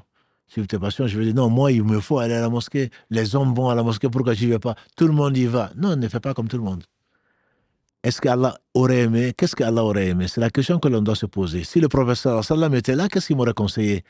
Moi, mais une femme qui me dit, moi, je voudrais bien venir à la mosquée, je vais dire, viens. Il a dit, oui, je sais bien que tu aimes la mosquée, mais je te dis, la prière que tu feras chez toi est meilleure que la prière que tu feras à la mosquée. Ça ne veut pas dire qu'elles ne viennent pas à la mosquée. Comme on le sait, le professeur m'a dit qu'aucun homme n'empêche les servantes d'Allah d'aller dans ces mosquées. Donc, elle a le droit de venir à la mosquée, elle peut y faire ce qu'un homme peut faire. Donc, il n'y a pas d'interdiction, au contraire. Si les hommes interdisent à leurs femmes, à leurs filles ou à leurs sœurs d'aller à la mosquée, c'est qu'ils ont désobéi au prophète sallam qui a dit que n'interdisez pas aux servantes d'Allah de fréquenter ces maisons. Donc, moi, je ne doute pas que la récompense chez Allah sera complète pour celle qui obéit aux ordres d'Allah en obéissant aux ordres de son prophète sallallahu alayhi wa sallam. Barakallahu fik, Cheikh. Je te propose de prendre un premier appel, Inch'Allah. Inch'Allah. Allô, salam alaikum. Wa alaikum salam wa rahmatullah. Bonjour, c'est Samira. J'avais une question à vous poser, mais avant, je tenais à vous dire que je me suis voilée en ce mois béni. Alhamdoulilah, ça fait 7 jours. J'aurais jamais pensé, mais voilà, je suis contente. Et ma question était la suivante. Je voulais savoir, pour cette nuit du destin, je voulais savoir quels sont les signes qui font qu'on reconnaîtra cette nuit particulière. Alhamdulillah, c'est Samira, comme tu l'as dit, c'est les signes que l'on Oui, va... pardon. Soit, ceci peut être soit par rêve, Allah peut t'envoyer un rêve, tu es convaincu, moi j'ai rencontré plus d'une sœur en train de me dire, eh, qu'est-ce que vous avez ressenti cette nuit-là? Elles se sont rencontrées, on a tous senti la paix, on a tous senti ceci, cela. Certains peuvent en rêver, mais le rêve n'est pas le seul signe. Allah peut t'apaiser. Au petit matin, comme l'a dit le professeur Salam, en se réveillant, le soleil en se réveillant peut être voilé. Bon, ça dépend bien sûr de la météo, ça dépend du temps, ça dépend d'eux. Mais l'essentiel, c'est d'être convaincu d'avoir eu cette chance de pouvoir rechercher la nuit. Celui qui recherche la nuit sincèrement, Allah subhanahu wa ta'ala va lui accorder la récompense, même s'il n'a pas, même si c'est pas la bonne nuit, entre guillemets. Voilà. Donc, ne cherche pas dans les détails que Satan ne vienne se présenter à toi sous la forme de je ne sais quoi, de ce que tu aimes, en disant que tu as vu la nuit du destin. Et surtout, ce que tu sauras, Inch'Allah, c'est au jour du jugement dernier, si Allah t'a accordé donc ces montagnes de bonnes actions. Et moi, je ne m'inquiète pas de la récompense. Yani pour celui qui cherche. Celui qui cherche, Allah subhanahu wa ta'ala va lui faciliter. Les signes sont ceux que j'ai donnés et les savants disent qu'ils sont ambigus. Ils sont ambigus dans la mesure où ça dépend du temps, ça dépend du lieu, etc. Mais ce qui est certain, c'est que Allah va te faire goûter, entre guillemets, la saveur donc de son adoration. Tu as déjà commencé, comme tu dis, ce que tu ne pensais pas du tout faire et que Allah t'a facilité pendant ce mois de Ramadan. Là. Qu'Allah te purifie de ce qui t'a souvent fatigué et t'a souvent habité, puisque tu es une des auditrices qui a le plus intervenu, je pense. Alhamdulillah, c'est ta chance. C'est ta chance. Je pense qu'il n'y a personne qui a autant pu passer entre les mailles du filet et pouvoir avoir la chance de pouvoir passer là. Donc, il faut continuer à aimer Allah, continuer à le remercier et continuer à l'adorer. Et Inch'Allah, je ne doute pas donc de ce qui va déverser sur toi comme miséricorde. Amen. Mais je voulais vous demander, mais cette nuit particulière, c'est seulement pour le pardon ou on peut demander ce qu'on veut à Allah? D'après toi? On demande à Allah, on dit que les compagnons du prophète sallam demandaient à Allah jusqu'au lacet de leurs chaussures. Le pardon est garanti pour celui qui veille avec foi et espoir de la récompense. Mais bien entendu que l'adoration, l'invocation, c'est l'adoration. Donc, il ne s'agit pas seulement du pardon. Le pardon en fait partie, bien sûr. Mais il s'agit de tout ce que tu veux. Et Allah va te l'accorder soit maintenant, soit un peu plus tard. Soit il va te donner mieux que ce que tu demandes. Voilà. Donc, c'est vraiment toutes les invocations. Il n'y a pas que le pardon, même si le pardon est très grand. D'accord. En tout cas, ça m'a fait plaisir que vous vous souveniez de moi. Parce que moi, je vous aime beaucoup, je vous apprécie beaucoup et je vous suis. Et merci beaucoup et barakallahu fikoum. Barakallahu fik, Samira. Salam alaikum. Merci. Merci. Salam. On enchaîne sur notre appel, Karim. Allô, salam alaikum. Allô? Oui, salam alaikum. Alaikum salam. Vous êtes en direct, on vous écoute, mais juste avant, coupez le son du live que vous avez derrière. D'accord. Pour éviter les échos. D'accord. C'est bon? C'est bon, allez-y, on vous écoute. Oui, salam alaikum. Et toute l'équipe. Voilà, j'avais une question par rapport à ce que vous disiez sur ce live, notamment quand vous parliez du fœtus que l'âme est insufflée après 120 jours de vie. Donc, vous disiez qu'à ce moment-là, le destin était tracé, dans le sens où il va savoir pas lui, mais s'il est destiné à aller en enfer ou au paradis. Oui. Donc ma question est la suivante, donc c'est que si le destin, donc en fait il y a des gens qui sont destinés, malgré les œuvres qu'elles puissent faire, à aller de toute manière au paradis ou en enfer. Le destin. Je sais pas si je me mais je comprends très bien, mais je te dirais plutôt qu'à 3h du matin, quand il sera 2h du matin, on va parler vraiment du destin. Là, c'était vraiment pour chercher la nuit du destin. En réalité, le destin est beaucoup plus compliqué que ça. sache que D'accord. là, 50 000 ans avant que Allah n'ait créé les cieux et la terre, il a créé la plume qui a écrit ce que tu viens de dire. Parce qu'Allah sait, mais Allah ne t'impose rien. Tu n'aurais pas pris ton temps pour écouter ce live, tu n'aurais pas pris ton téléphone pour chercher, certainement tu ne l'aurais pas. On ne va pas parler aujourd'hui du destin suspendu, peut-être qu'on en parlera, Inch'Allah, tout à l'heure dans le live de 3h du matin, quand il sera 2h du matin. Donc c'est l'ange, Allah dit, ça c'est ce qu'on appelle le destin, donc le destin de la vie de l'homme. C'est-à-dire que tout est su d'Allah, Allah ne découvre pas. Donc, Allah sait que cet enfant, prenons le cas de l'enfant qu'Al-Khidr, l'homme vert, dans la sourate 18, a tué, et qui est un acte injuste, bien sûr, mais Allah lui a laissé le faire, et quand ensuite Moussa n'a pas été patient, et que l'homme lui a expliqué après que cet enfant, s'il avait grandi, il allait être mécréant, Allah, dans sa miséricorde, a voulu que qu'il prenne la vie de cet enfant pour donner à ce couple de croyants un enfant meilleur qui va les aider dans l'adoration d'Allah. Donc Allah savait, c'est par miséricorde qu'il a voulu que cet enfant aille au paradis, alors que s'il l'avait vécu, il serait allé en enfer. Donc le destin, c'est ce que Allah sait, et ce qu'il sait va se réaliser. Le prophète m'a dit, la plume est levée, l'encre a séché. Tout ce que c'est paix, c'est ce qui doit se faire parce qu'Allah le sait. Mais Allah laisse le libre arbitre, que celui qui veut, qui croit, celui qui ne croit pas. Allah donne la chance à tout le monde. C'est pendant le mois de Ramadan qu'il a révélé le Coran, comme la Torah, comme l'évangile, comme les psaumes, pour montrer aux gens ce qui est bien et ce qui ne l'est pas. Voilà, donc ça c'est sa volonté religieuse qui veut que celui qui l'adore, il l'adore en toute liberté. Allah dit dans la sourate 18 que celui qui veut, qu'il croit, celui qui ne veut pas, qu'il mécroit. Donc il ne s'agit pas il faut partir de l'idée, et on le reverra Inch'Allah ce matin, j'espère, que Allah est juste.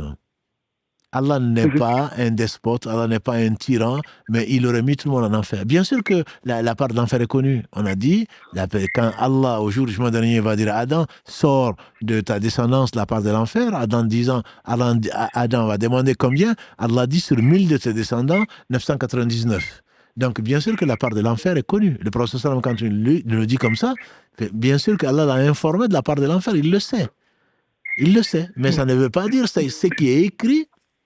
Le prophète veut nous enseigner que si quelqu'un doit aller au paradis, il ira au paradis. Si quelqu'un va aller en enfer, il est en enfer. C'est-à-dire qu'Allah est juste, il est omniscient, au point que ce qui n'est pas, il sait l'avenir, il sait le passé, il sait le présent, il sait même l'impossible, il sait ce qui est possible, le probable et l'improbable.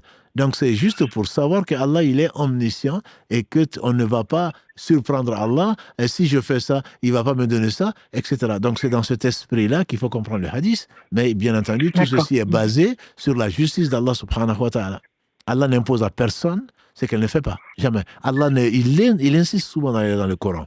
Allah, pas un atome d'injustice. Allah ne prend le droit de personne. Allah ne fait pas d'injustice. Il insiste, c'est tellement beau. C'est tellement beau, il se justifie. Allah jamais n'a été injuste et il ne sait pas et il ne va pas être injuste.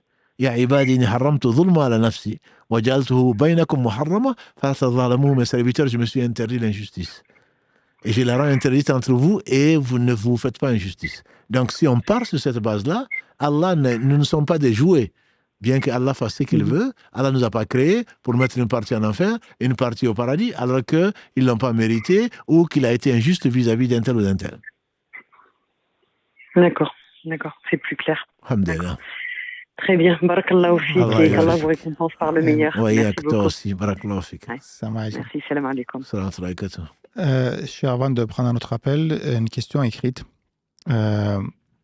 Quand on est une personne active, qu'on travaille, comment organiser son sommeil pour prier toute la nuit et être productif pendant la journée?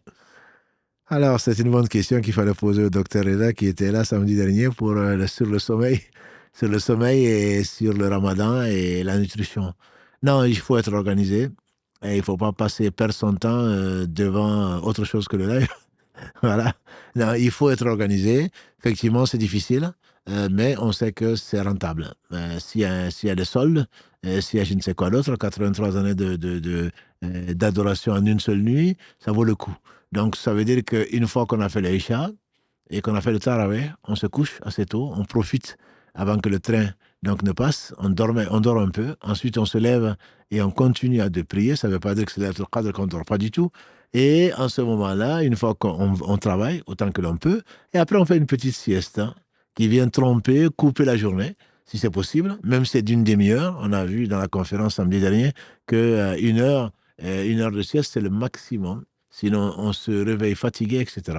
Donc, on essaye de couper par des petites sommes qui sont de la somnolence plus que vraiment du vrai sommeil. Ce n'est pas un sommeil profond. Et on résiste, alhamdulillah, en 10 jours, on arrive, grâce à Allah subhanahu wa ta'ala, à résister. Et donc, on essaye d'exploiter au maximum son temps et Allah facilite le reste. Il y a quand même du somnolence pendant le travail, qu'on se fait engueuler par le patron. Est-ce qu'on lui dit « Non, mais laisse-moi tranquille, je jeûne » ? Non, sûrement pas. C'est à force d'efforts, on sait que... Moi, je me rappelle quand on a fait le pèlerinage en bus. Je le raconte encore, en 84. Pendant une semaine, on était dans le bus, on dormait dans le bus et le bus partait. Et après, bien sûr, on a dormi 3 mois au retour. Quand on est revenu du Hajj, on est souvent très, très fatigué. Mais dans l'épreuve, Allah bénit le temps au point que quand on a dormi 1 heure, parfois on a l'impression d'avoir dormi 8 heures. Voilà. Donc, parce que l'objectif est là, l'objectif est clair, l'objectif il est beau, l'objectif il est grandiose. C'est une adoration. En une nuit, je gagne 83 années d'adoration. Et avec ça, je peux t'assurer, Mohammed, que Allah bénit le temps de telle façon que si tu dors 3 heures, c'est comme si tu avais dormi 8 heures. Et donc, Allah facilite. Et bien entendu, il ne s'agit pas de traîner le pied ou d'aller prendre, on peut prendre bien sûr des congés sans solde, mais d'aller prendre un faux certificat médical pour ceci, cela. Bien sûr, il se peut que Allah ne l'accepte pas, puisqu'Allah n'accepte pas le faux et la tricherie. Le prophète n'a-t-il pas dit « Allah n'a que faire du jeûne de celui qui ne s'abstient pas du mensonge et de la tromperie ». Donc, il ne s'agit pas effectivement de ne pas travailler comme il faut, de tricher au travail, etc. Bien entendu, ça n'a rien à voir avec ça. Mais c'est la baraka qu'Allah accorde au peu pour en faire beaucoup. Et Inch'Allah, qu'Allah accorde cette baraka à nos frères et nos sœurs qui recherchent la nuit du destin. Barakallahu fik, Cheikh. Karim, est-ce que tu as un appel? Allô, salam alaikum. Salam alaikum. Alaikum salam wa Karaka Koula Bas, alhamdulillah. Alhamdulillah.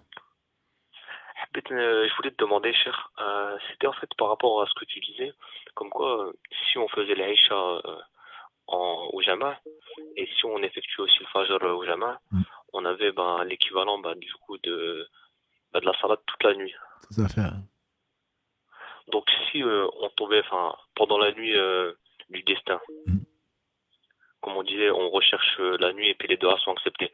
Si, comme je rebondis aussi sur ce qu'il disait le frère tout à l'heure, que on pouvait pas par rapport au travail et tout ça, si je me dis, bon, je me réveille 1 heure avant, j'effectue quand même quelques salades surrogatoires, mais je vais au Jama pour faire la salade en Jama, quoi, avec au Jama. Ouais. Donc ça, on va dire, est-ce que si c'était la journée de la nuit du destin, est-ce que j'avais la récompense, même si, on va dire, peut-être que j'avais pas effectué de salat juste avant ou quoi que ce soit. Je sais pas si vous comprenez ce que... Oui, non, je pense comprendre. Je crois que c'est un bon calcul. C'est un très bon plan, je pense. Surtout, alhamdulillah, actuellement, je dirais c'est raisonnable. Le Isha n'est pas trop tard, le Fajr n'est pas trop tôt. Notamment, effectivement, quand on va se retrouver, par exemple, quand le Isha va être à 23h, voire minuit, et que le Fajr est à 4h du matin. Non, je pense que c'est un très bon calcul. C'est l'intention étant là, et si tu te réveilles 1 heure, une demi-heure même avant, et faire quelques rakas, et même si tu ne le faisais pas, la récompense est assurée. Ça, c'est un hadith qui est authentique. Le prophète sallam a dit, celui qui fait donc le Isha en groupe, on dit à la mosquée, il est inscrit comme s'il avait fait la moitié de la nuit. Et le Fajr, donc s'il y a à investir, il ne s'agit pas de prier chez soi pendant toute la nuit. Mieux vaut venir faire le Isha et faire le Subh ou le Fajr à la mosquée et faire ce que l'on peut à côté de cela. Je ne doute pas de la récompense. Moi, je pense que c'est vraiment le bon calcul, comme l'a dit Mohamed Adda, et on est fatigué, il y a le travail après, comment on fait? Et si on sait qu'on est fatigué, je pense que le mieux serait effectivement de viser cela, et tout ce qu'on peut faire de plus ne sera qu'un bonus, Inch'Allah. Je crois que c'est un très bon plan. D'accord. d'accord. Bah, Barak. barakallahu fik Allah pour la يبارك فيك. réponse. جزاك الله خيرا. Alors, comme gars, وياك. ceux qui sont Barakallah. derrière et ceux qu'on voit. بارك Barakallah الله fik. فيك. جزاك الله خير. عليك السلام ورحمة الله. Un autre appel. Allô, salam alaikum. Alaikum salam. Vous êtes en direct. Oui, merci beaucoup. Imam, vous allez bien? Alhamdulillah, barakallahu fik. Alhamdulillah. Alors, j'avais deux questions. La première, c'était même pas une question, c'était pour vous dire que vous ressemblez à mon défunt père. Je ne sais pas si Allah y fait des clowns, mais à chaque fois que je vous regarde, j'ai le cœur léger. Vous lui ressemblez tellement. Parce que quand il est parti de ce monde, j'avais que 11 ans. Mais voilà, je me rappelle de ses traits et je pense qu'il y a tellement de ressemblances que j'espère qu'il aurait été un homme comme vous. En tout cas, je peux vous assurer que je ne suis pas revenu. Qu'Allah lui fasse miséricorde. Qu'Allah lui fasse miséricorde. Vous n'êtes jamais parti. Non, je ne suis pas encore parti. Qu'Allah vous prête l'eau. Alors moi, ma question, oui. C'était par rapport à une sourate, l'extrait du Coran Ibrahim, oui. Sourate 14, verset 4. Mm. J'aurais aimé avoir des éclaircissements, s'il vous plaît, parce que, alors, il est dit, et nous n'avons envoyé de messagers qu'avec la langue de son peuple, afin de les éclairer. Tout à fait. Allah égare qui il veut et guide qui il veut, non. Et c'est lui le Tout-Puissant, le Sage. Et je me dis ici, Allah, il est amour, Allah, il est tout. Pourquoi Allah, il égarerait certains de nos frères et pourquoi il en guiderait d'autres? Donc, si Allah, il est bon et que, voilà, donc, c'était ça ma question. Merci beaucoup. Non. Barakallahu fik, c'est effectivement وما أرسلنا من رسول إلا بلسان قومه ليبين لهم. D'habitude, moi je m'arrête là pour dire que alhamdulillah, c'est ce qu'Allah nous donne, francophone ou anglophone ou autre chose. Allah a envoyé à tous les peuples des gens donc qui sont issus d'eux-mêmes, d'où le choix qu'il a fait de l'arabe pour l'envoyer d'abord à la Mecque et ensuite à l'humanité entière, donc du prophète sallam. Donc ce n'est pas... c'est tout à fait dans la droite ligne de sa miséricorde. Ensuite, yudillu Allahu man yasha wa yahdi man yasha, c'est-à-dire que Allah n'a besoin de rien. Il a guidé tout le monde, c'est ce qu'il faut voir. Parce que souvent, quand on prend ce verset-là, il faut le mettre dans le verset global qu'on a vu, le verset 185 de la Sourate al-Baqarah. Allah a dit, Shahrul Ramadan, alladhi unzila fihi al-Qur'an, hudan linnas. Et on a vu qu'il y a 4 types de guidés. Allah a guidé tout le monde. Dans la Sourate Fussilat, Allah a dit qu'il a guidé les Samoud, mais ils ont préféré la mécréance à la guider. Donc Allah, il faut, comme tu dis, Allah est amour. Et je n'en doute pas. Autrement, il n'aurait pas créé. Il n'a besoin de rien. Et il ne nous aurait pas guidés. Donc Allah a guidé. Allah supplie presque les gens de l'aimer, de venir au paradis, etc. Donc Allah a guidé. Simplement, Allah dit également dans d'autres sourates, on n'a pas le temps de développer, même si Allah les avait guidés, ils auraient refusé. C'est-à-dire qu'Allah les guide, en réalité, puisqu'il leur montre la droite voie, il leur montre des expériences à nous-mêmes, dans le cosmos, autour de nous, dans l'environnement, partout. C'est tellement évident que Allah existe, que sa justice, qu'il est sage, qu'il est parfait, etc., que les gens, malgré cela, vont s'accrocher soit au hasard, soit aux traditions, soit à ceci et cela. Ils vont adorer des choses qui n'ont pas le droit d'être adorées. Et donc Allah dit, même malgré ça, c'est à cause de l'orgueil, généralement, que les gens refusent la vérité. Allah guide, mais quand il dit guide qui il veut, cette guidée-là est une guidée de réussite. C'est-à-dire qu'Allah a guidé tout le monde et Allah a choisi les gens qui ont accepté d'être guidés, Allah les a guidés sur le droit chemin. Donc, c'est 2 types de guidées qui sont différentes. Quand Allah dit yudillu Allahu man yasha, Allah égare qui il veut, c'est-à-dire qu'il laisse la personne avec son orgueil, avec sa prétention, avec je ne sais quoi d'autre. Et celui qui ouvre son cœur et celui qui accepte Allah comme Seigneur, Allah l'amène wa yahdi man yasha, et Allah va l'amener donc jusqu'au plus haut degré donc de l'amour et au plus haut degré de la récompense. C'est dans ce sens-là que personne ne peut se plaindre à Allah en disant « j'ai pas été guidé ». Personne. Donc ici, là, il ne s'agit pas que Allah a pris, Allah a laissé certains, il ne les a pas guidés, et à d'autres, il les a guidés. Allah a montré tout le monde, c'est pour ça qu'on appelle ça, donc al-hidayah, yani al-irshad. Al-irshad, c'est-à-dire Allah a montré à chacun où est la guidée, où est son bien, etc. Mais beaucoup de gens se sont détournés de la guidée malgré que Allah subhanahu wa ta'ala leur a montré tous les signes en eux-mêmes dans l'univers, et ceux-ci ne méritent pas autre chose que l'égarement. Allah les a laissés dans leur égarement parce qu'ils ont préféré, ils ont préféré, eux, choisir entre les deux, ils ont préféré choisir l'égarement par rapport à la guidée. D'accord, je comprends mieux votre explication, mais quand c'est lit, c'est Oui. autre chose, parce que quand on dit Allah Oui. égare qui il veut, oui, c'est comme si c'est Allah qui égare, mais non, je comprends mieux comment vous m'expliquez que Allah guide tout le monde. Après, il y en a qui choisissent de se perdre en route, Oui, et tout à voilà, fait. donc merci C'est beaucoup. Merci. Allah Ibarik, c'est pour ça qu'il faut vraiment... la chose la plus simple que j'ai trouvée, c'est vraiment de partir sur le principe qu'Allah est juste. À partir du moment où tu dis qu'Allah est juste, on ne peut pas accuser Allah d'une injustice quelconque.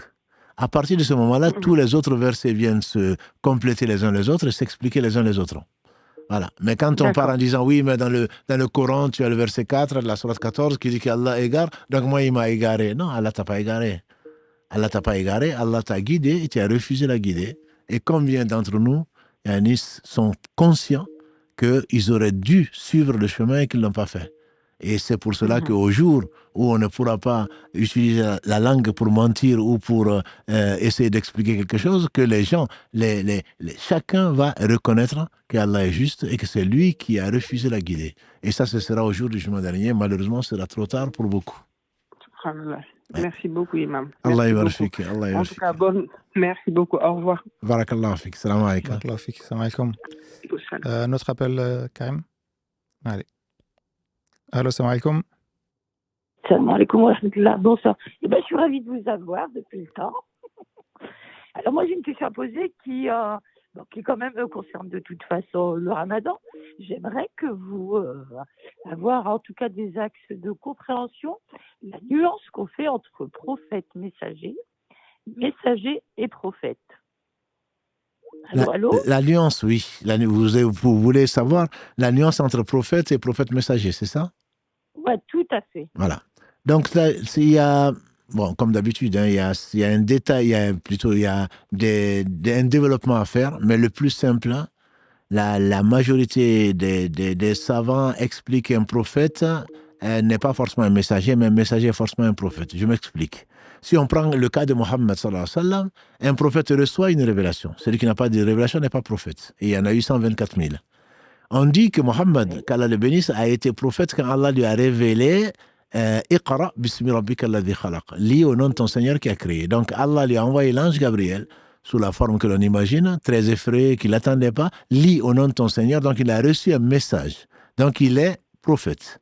Et après, dans la sourate 74, Allah dit, Ya ayyuhal muddathir, kum fa'anzir, ô toi qui es recouvert d'un manteau, lève-toi et avertis. Donc souvent, ce n'est pas la seule, mais l'explication la plus courante, c'est qu'un messager a reçu une révélation comme un prophète. Mais Allah lui a ordonné de transmettre le message. C'est pour cela que dans les fils d'Israël, par exemple, le prophète que Dieu le bénisse nous a dit, chaque fois qu'un prophète mourait, Allah désigne un autre prophète. C'est-à-dire qu'il a reçu la révélation pour guider son peuple, mais c'est la même révélation qui est sur la base de l'ancienne révélation. Par contre, quant à Moïse ou Jésus, prenons le cas de Jésus, il a reçu une révélation pour venir abolir, entre guillemets, certaines lois que Allah avait données à Moïse par rapport aux erreurs et aux fautes des gens de son époque. Donc Jésus était messager, Moïse était messager, mais Jésus est venu avec un message complétant et corrigeant le message reçu par Moïse. Voilà la différence. Alors qu'entre Moïse et Jésus, il y a eu beaucoup de prophètes qui sont venus suivre, qui sont venus appliquer la loi mosaïque. La loi mosaïque, c'est la Torah, et que Dieu a donné à Moïse. Et donc, tous les prophètes qui sont venus entre Moïse et le messager qui a suivi n'ont fait que suivre et appliquer la loi de Moïse. Par contre, Jésus, Dieu lui a donné, comme il dit, ne pensez pas que je suis venu abolir la Torah, parce qu'il a suivi la Torah, mais Dieu a permis aux gens qui ont suivi Jésus certaines choses qu'il avait interdites aux gens qui avaient suivi donc, Moïse. Voilà la différence, en très résumé, entre un prophète et un messager. Tout messager est prophète, mais tout prophète n'est pas messager. Très bien. Eh bien, écoutez, merci pour ce que vous faites. Dieu vous bénisse. Amen, et amen. vous garde tous. Et vous merci aussi. Infiniment. Avec plaisir. Assalamu alaikum. D'autres s'appellent? Vas-y, Karim. Allô, salam alaikum. Allô, salam alaikum. Allô, allô? Ah, Allô? oui, salam alaikum. Wa alaykoum salam. Assalamu alaikum. J'aimerais poser une question. Oui. C'est par rapport au tarawih. En fait, ma question, ce serait, est-ce que on peut aller prier le tarawih à la mosquée et finir avec Safa et Witr, et après, quand on revient chez nous, pouvoir, par exemple, avant Fajr, se réveiller et faire Tahajjud, sachant qu'on a déjà prié Witr? Oui, absolument. C'est une question qui est récurrente pendant ce mois-là et on peut effectivement... Parce que le hadith du prophète sallam dit celui qui prie avec l'imam jusqu'à ce que l'imam parte, c'est-à-dire que jusqu'à ce qu'il finisse, il y est compté comme s'il avait prié toute la nuit. Donc ça rejoint un peu la question du frère qui a dit faire le subh à la mosquée après avoir fait le isha à la mosquée. Donc ça lui est compté comme s'il avait prié toute la nuit. Donc on peut le faire, et c'est pour cela que parfois dans les mosquées, dans la nôtre, on fait le 8, on fait 8 plus 3 et plus 3, et ensuite donc quand on repart, soit on dort jusqu'au Fajr, soit on se réveille, et on peut continuer effectivement à prier, et c'est permis. Le prophète sallam a déjà fait le 8, et il a fait deux rakas après, il a fait 4 rakas après. Donc ça, ce sont des manières qu'il a eues comme pour nous enseigner les différentes façons de le faire. Et donc, normalement, entre guillemets, le 8, la dernière raka doit être la dernière avant la dernière de la nuit. Allah est un, il aime le 8, mais il peut arriver que, notamment pendant le ramadan en particulier, il peut arriver, ou même en dehors du ramadan, vous avez fait le 8 et puis finalement, vous avez une insomnie. Bon, au lieu de rester dans le lit, on se lève et on va faire des prosternations. Et notamment dans le dernier tiers de la nuit, c'est permis, il n'y a aucune discussion dessus. On peut très bien le faire. Ok, barakallahu fik. Allah Et yarfik. une autre question, juste jusqu'à quel moment avant Fajr on peut prier Tahajjud? Le prophète sallam, il a dit celui qui prie, les prières de nuit sont de 2 par 2, et si on craint que l'aube n'arrive, on conclut par une raka. Donc ça veut dire que normalement, si le Fajr aujourd'hui est à 5h20 ou 5h18, et bientôt 6h18, puisque dans 2 heures, il va être 3h, donc si on a 5 minutes pour le faire, le mieux c'est de finir par le 8. Mais si on a été pris et que finalement, on n'a quand même pas fait le 8 avant le Fajr, que le Fajr est rentré, on fait quand même le 8, on fait le Fajr et on fait le Subh. Ok. Barakallahu fik, ma sœur. Barakallahu fik. Allah yarfik. Salam alaikum. Donc, juste, j'en profite pour rappeler que normalement, on prend les questions qui sont en rapport avec le sujet. Et ce soir, le sujet, c'était Laylatul Qadr et notamment aussi les 2 dernières nuits. Cheikh, il est déjà minuit passé. Est-ce que tu veux qu'on continue à prendre quelques questions, sachant qu'on a encore un live à partir de 3h du matin, du coup, parce qu'on change l'heure dans 2 heures.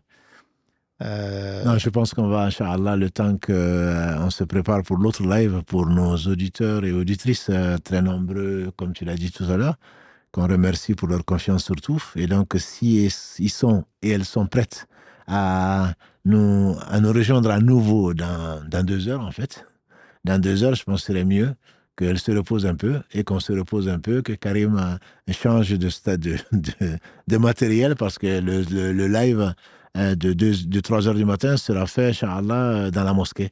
Et donc, il va falloir abandonner, on est dans la salle savoir et culture, il va falloir donc abandonner ce matériel-là et mettre un autre matériel en place pour pouvoir faire le live donc tout à l'heure à 3 heures du matin pour ceux et celles donc, qui font le choix et qui ont la possibilité aussi, parce que je sais que beaucoup aimeraient, mais travaillent peut-être demain, donc qui feraient le choix de nous rejoindre donc dans 2 heures, Inch'Allah. Je pense que mieux vaut s'arrêter là aujourd'hui pour pouvoir changer de configuration, Inch'Allah. Inch'Allah, juste, je te pose une dernière question que j'avais préparée, une question écrite.